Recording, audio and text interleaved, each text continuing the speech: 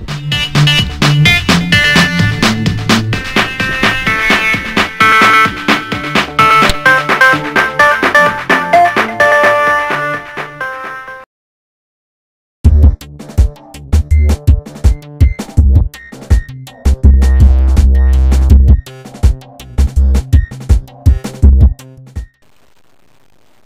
communication is a resourceful tool used by many people across the globe, from doctors, surgeons, teachers.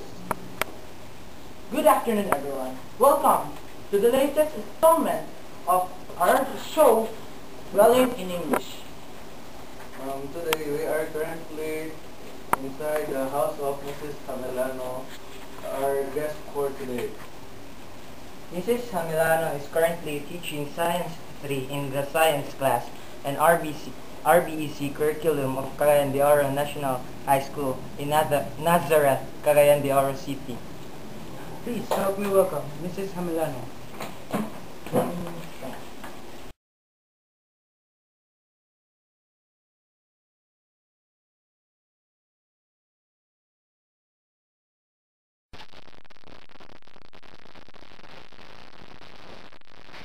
In your field of expertise, have you ever encountered problems concerning the usage of English communication? Well, when it comes to interactions with my students in my class, there is really a big problem when it comes to communication and expression of students. This problem is already, I guess, perennial, that most students cannot express themselves because they have poor background in English communication. And if I can suggest, this subject in the elementary, starting from the elementary, should be reinforced well, so that by the time they reach high school or even they reach college, they can express themselves well. Ma'am, chemists, as they say, or any other people related to this subject, are said to be poor communicators. Is there any truth to this statement? It cannot be denied. I really admit that there are chemists who are poor in English communication, and this really highly affects the way they deal with other people and work as chemists. But this is not only true to people who are chemists. This is existing, and this is true to many other professions. That there are people, there are professionals who can well express themselves, their ideas. They can deal with other people effectively, and there are really professionals who cannot express themselves well, maybe because they really have poor background in English communication. And so, is this true also to teachers of chemistry? Yes, I have personally encountered the problem, and it is so difficult if teachers in science and even teachers in math and in other fields if they cannot express, they cannot really work into their class, into their discussions well in English. It will really affect. Students might not be able to understand them very well if they cannot also explain well using the English language. Ma'am, can you cite some instances that communication in English job? There are so many instances wherein I have really benefited a lot with the English communication that I have developed, I have learned, and eventually developed. I am able to teach my subject area well.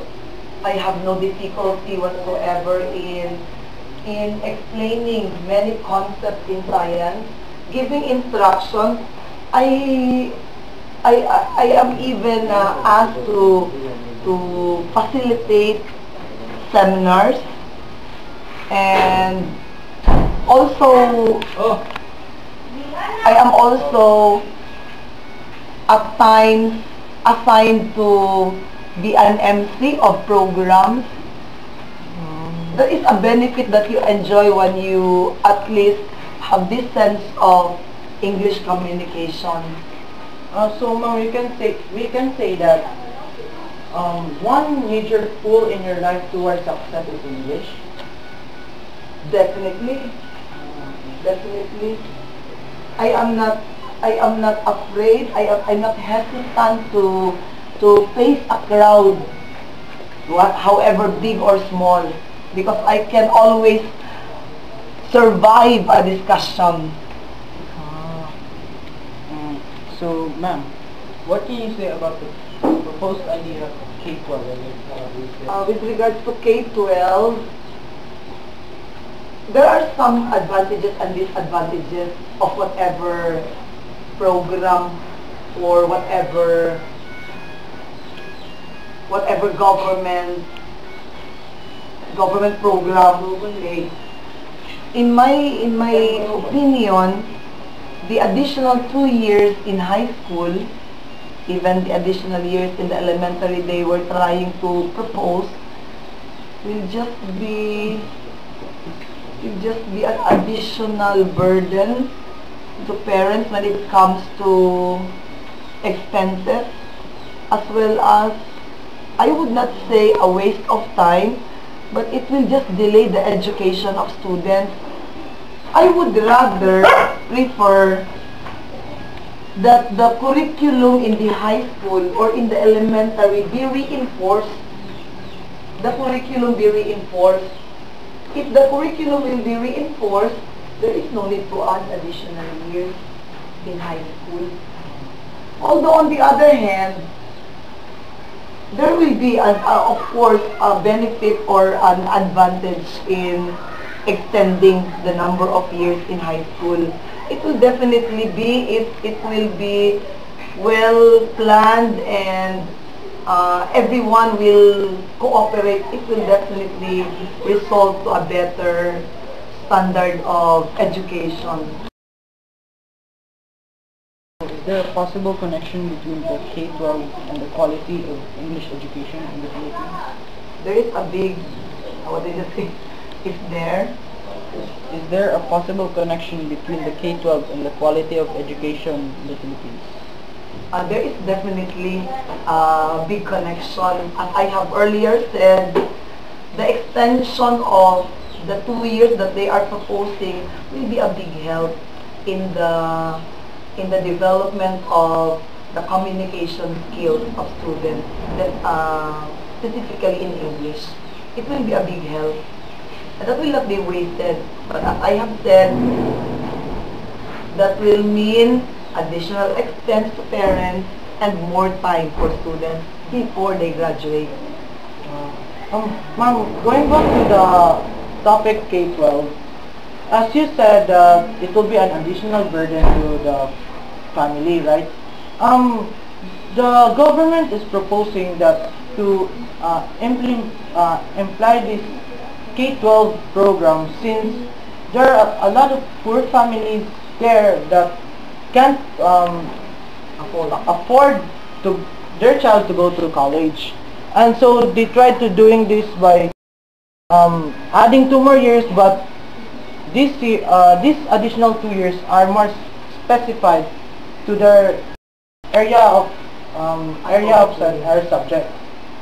Okay, I have also heard that one, that the additional 2 years will be a preparation for possible employment or work in the field of the choice of students, that they need not anymore undergo the usual 4 years in high school. For the K-12 proposal will be a better scheme in a way that even when students cannot pursue a college degree of 4 years, they can already be competent in looking for jobs or in getting some work for their so that they can have income, they can